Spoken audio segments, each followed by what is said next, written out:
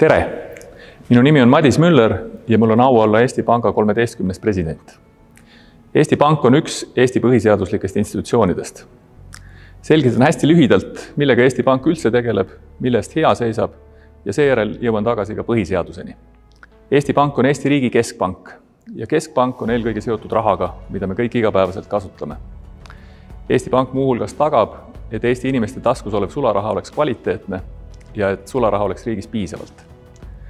Kuna Eesti rahaks on euro, siis on Eesti Pank üks euroala keskpankadest.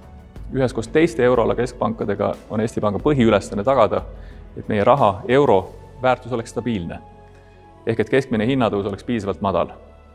Kui raha väärtus püsib, siis oskavad ettevõtted ja inimesed paremini rahalisi plaane teha. Millal investeerida ja kulutada, samas muretsemata ka säästude väärtuse kadumise pärast. Eesti Pangal on ka rida teisi seadusega pandud ülesandeid, mis on eelkõige seotud finantssektori hea toimimise tagamisega ja mis on lõpuks kõik vajalikud selleks, et meie raha väärtus säiliks. Ja kuidas on kõik eelnev seotud põhiseadusega?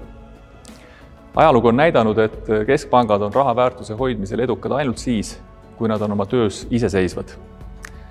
Seetõttu on äärmiselt oluline, et Eesti põhiseadus selgelt sätestab Eesti Panga peamise ülesandena riigis käibiva raha stabiilsuse eest seismise, aga ka paneb paika, kuidas toimub panga juhtide valimine ja Eesti Panga seaduse muutmine. Samuti lähtub põhiseadusest, et käsikäes sõltumatusega valitsusest oma ülesannete täitmisel peab käima kohustus enda tegevusest Riigikogule aru anda.